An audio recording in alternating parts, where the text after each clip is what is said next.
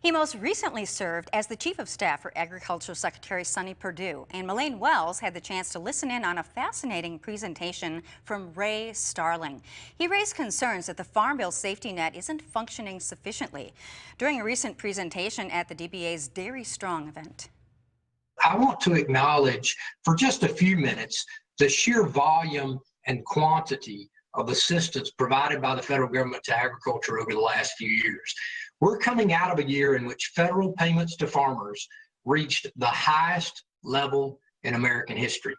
Forbes magazine published a statistic just a few days ago that said more than 36% of farmer income in 2020 was actually from government payments.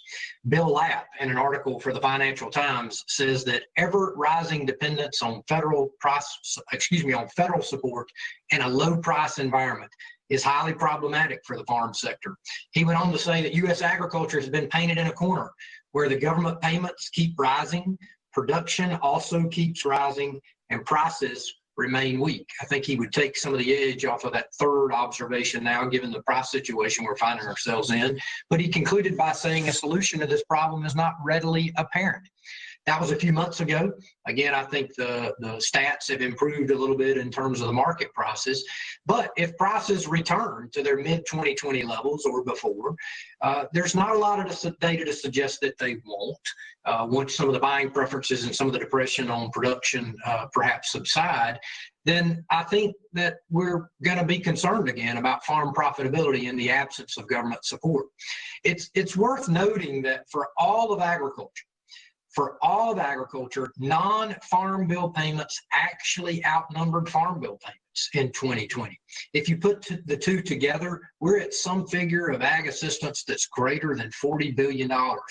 And that frankly doesn't even capture the funding related to food purchases, where the farmer was not the direct recipient of those dollars, but a third party was, and that money was used to provide nutrition to folks who needed it most. It's probably appropriate that I pause here and make sure I'm clear. I'm not here to state that the public assistance afforded in the ag community was not money well spent. Farmers and a stable food supply are a critical part of our national security.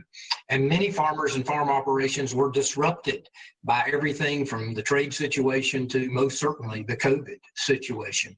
My point is, though, if we don't talk about this amongst ourselves openly and honestly, we may not be prepared for what's on the other side of it.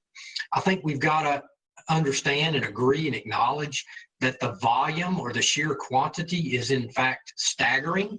To put it in some perspective, the entire annual budget of NASA is just over $22 billion, and USDA doled out twice that amount just last year. Think back to the 2008 and the 2009 financial crisis, when we all belly ached about the auto industry bailout.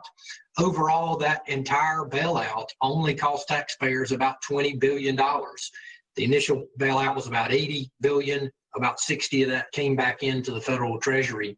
And that amount that was left, the amount that actually went out of the door and didn't come back, is less than half of what our farmers across the country received last year. So again, I'm not here to suggest that this support should have never been provided. I'm merely suggesting that we've got to ponder, as folks in the ag space, about what happens when it no longer exists or when it's redirected in some way.